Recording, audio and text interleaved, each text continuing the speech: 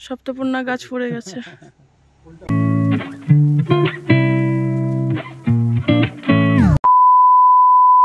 আজকে আমরা যাচ্ছি কবিগুরু রবীন্দ্রনাথ ঠাকুরের বাড়ি মংপুতে। তো নমস্কার বন্ধুরা, কেমন আছো তোমরা সবাই? আশা করছি সবাই ভালো আছো। আমার চ্যানেলে তোমাদের অনেক অনেক স্বাগত। তো শিলিগুড়ি থেকে মংপুর দূরত্ব হলো 49 থেকে 50 কিলোমিটারের মতন। আমরা এখন সেবক রোডের পথ ধরে সেবক হয়ে কালীঝোড়া হয়ে আমরা কিন্তু মংপু পৌঁছে যাব।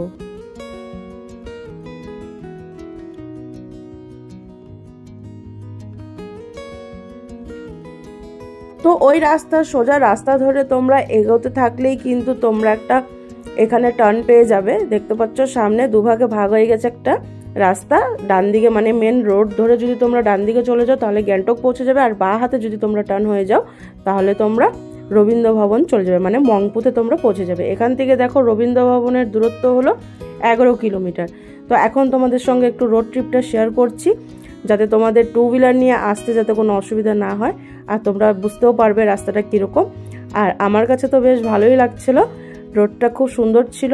আর তোমরা এখন রোড ট্রিপটা দেখতে থাকো।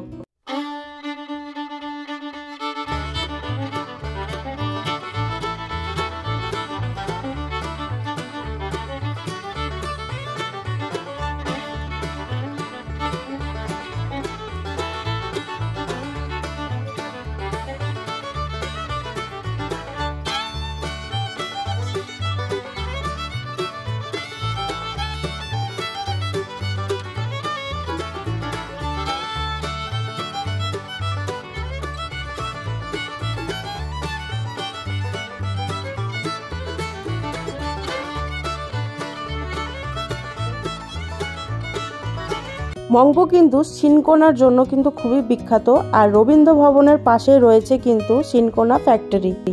মংপু হলো কার্শিয়ংয়ের একটি ছোট্ট গ্রাম এবং দার্জিলিং থেকে 30 কিলোমিটার দূরে। এই গ্রামটি সিনকোনা বাগান এবং কবিগুরু রবীন্দ্রনাথ ঠাকুরের ভবন হিসাবে কিন্তু জায়গাটা খুবই বিখ্যাত। তো দেখো আমরা পৌঁছে গেছি রবীন্দ্র ভবন। তারপর আমরা এগিয়ে দেখতে পাচ্ছ এখানে একটা ট্রি হাউস করা আছে, আর খুব সুন্দর লাগছিল ট্রি হাউসটা। এসেই কিন্তু আমাদের একটু মনটা খারাপ হয়ে গেছিল, কারণ দেখতে পাচ্ছ সামনে মানে গেটে তালা মারা আর নো এন্ট্রির বোর্ড লাগানো। মনটা তো প্রচন্ড খারাপ হয়ে গেছিল আমাদের।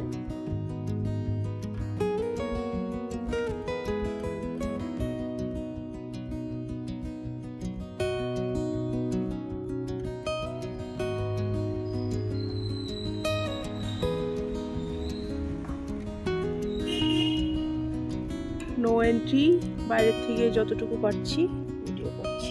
তো মনটা খুব খারাপ হয়ে কিছুক্ষণ ওখানে দাঁড়িয়েছিলাম। তো ভাবলাম এত দূরে আসলাম আর কবিগুরু রবীন্দ্রনাথ ঠাকুরের স্মৃতিগুলোই দেখতে পারলাম না। তো তারপরে একটা লোক বলল যে না, এই রাস্তাটা মানে এই গেটটা বন্ধ আছে, সামনে একটা গাছ পড়েছে সেই কারণে। তো এই পিছনে মানে আর একটা গেট আছে, তো এখান দিয়ে আমাদের এখন এন্ট্রি হবে। রবীন্দ্র ভবন, গাড়ি আসতেছে।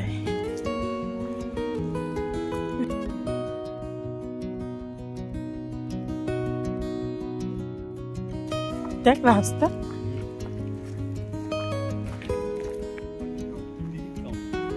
টয়লেট কাউন্টার বলে toilet counter, ticket counter counter.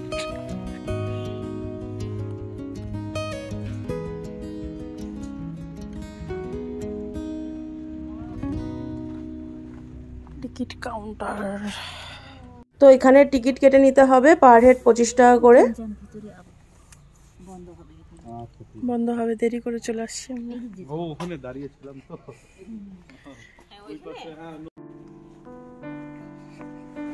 আমরা এখন প্রবেশ করলাম টিকিট কেটে। এই ফুলগুলো দেখলে তো আমি মুগ্ধ হয়ে যাই। আর এখানে হয়েছে একটা পাইন গাছ, সুন্দর জায়গা। এই বাড়িটা ছিল মৈত্রী দেবী এবং তার স্বামী মনমোহন সেনের। ভিতরে প্রবেশ করার পর মনটা একদম মুগ্ধ হয়ে গেল। তোমরা যারা যারা এখনো যাওনি একবার এখানে গিয়ে ঘুরে এসো। কবিগুরু রবীন্দ্রনাথ ঠাকুরের কত স্মৃতি এই বাড়িতে রয়ে গেছে।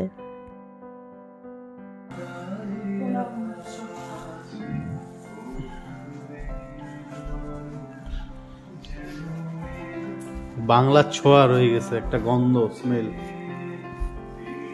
কবিগুরু রবীন্দ্রনাথ ঠাকুর সবার প্রথমে মংপুতে এসেছিল 1938 সনে। তারপরে উনি আসেন 1939 সনে দুবার। আর কবিগুরু শেষবারের মতন আসেন মংপুর এই বাড়িতে 1940 সালে। মৈত্রী দেবীর স্বামী এখানে কিন্তু চাকরির সূত্রে এসেছিলেন। সিনকোনা ফ্যাক্টরিতে প্রধান কুইনোলজিস্ট ছিলেন উনি।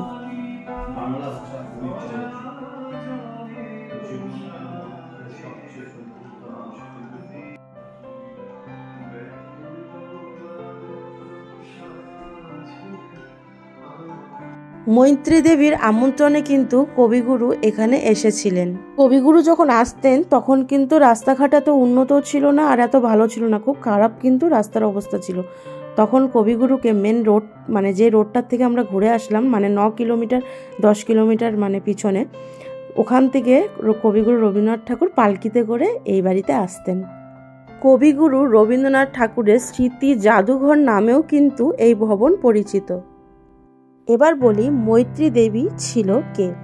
মৈত্রী দেবী ছিল কবিগুরু রবীন্দ্রনাথ ঠাকুরের বন্ধু, মানে ঘনিষ্ঠ বন্ধু সুরেন্দ্রনাথ দাশগুপ্তের কন্যা। মৈত্রী দেবী এবং তার স্বামী তার আমন্ত্রণে কিন্তু কবিগুরু এই বাড়িতে এসেছিলেন।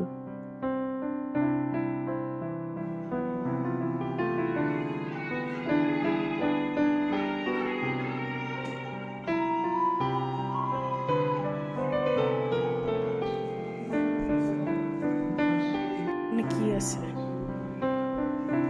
এখানে, কি ছিল, বাথরুম?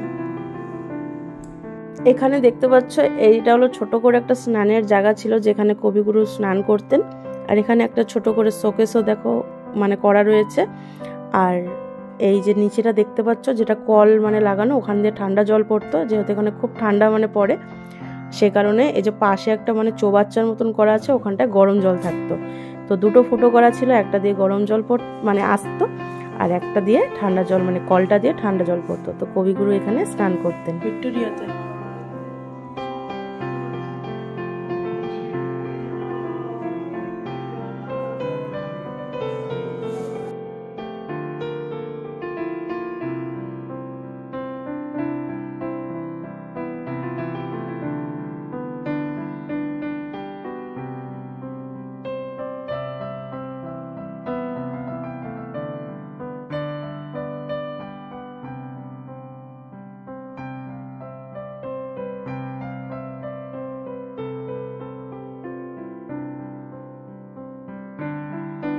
আর এই যে বারান্দাটা, এখানটায় মানে কবিগুরুর যখন জন্মদিন হতো মানে 25শে বৈশাখ, এখানটায় কিন্তু খুব বড় করে পালন করা হতো।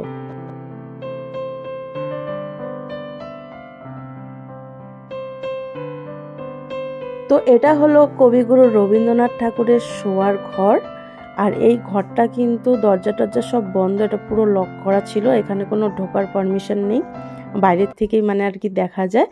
আর দেখতে পাচ্ছ মানে ওখানে একটা মানে কবিগুরু রবীন্দ্রনাথ ঠাকুরের মূর্তি বিছানার উপরে রাখা ছিল, দেখে তো মনটা মানে ভরে যাচ্ছিল। আর এই ঘরটা ছিল হলো উনি কবিতা লিখতেন এই টেবিলে বসে, আর এখানটায় ড্রয়িং করতেন, সেই মানে কালার টালার ওখানে সমস্ত কিছু যেরকম রেখে গিয়েছিলেন ওগুলো ওরকমই আছে। আর এগুলো নিজের হাতে মানে ড্রয়িং করা মানে ছবিগুলো, স্মৃতিগুলো সব এখানে রয়ে গেছে।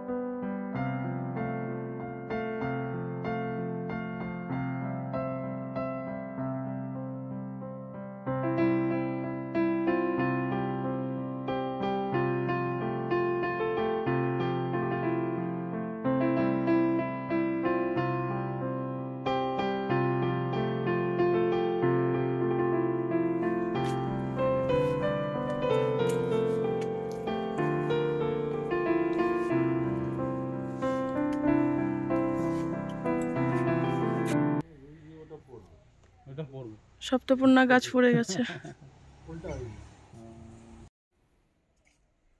পুরা গাছ পড়ে গেছে বিল্ডিং এর উপরে।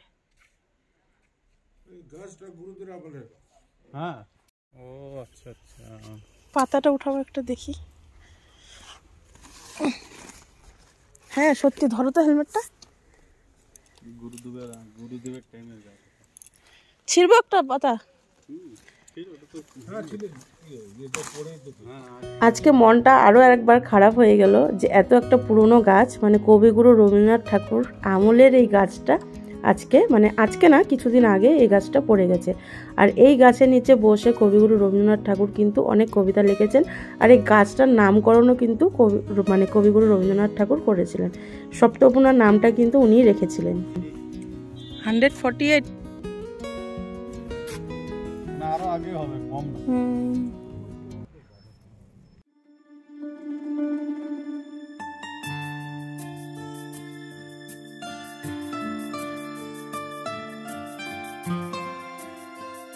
আর এখানে আছে কবিগুরু রবীন্দ্রনাথ ঠাকুরের যে সময়গুলো এখানে কাটিয়েছে সেগুলোই তখনকার দিনে ক্যামেরা বন্দি করে এই জায়গাটায় রাখা হয়েছে। আর যেই কবিতাগুলো লিখেছিল সেগুলো এখানে সুন্দর করে সাজিয়ে রেখেছে।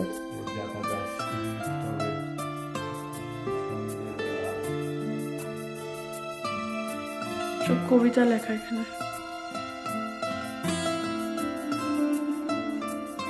কত যে কবিতা লিখছে।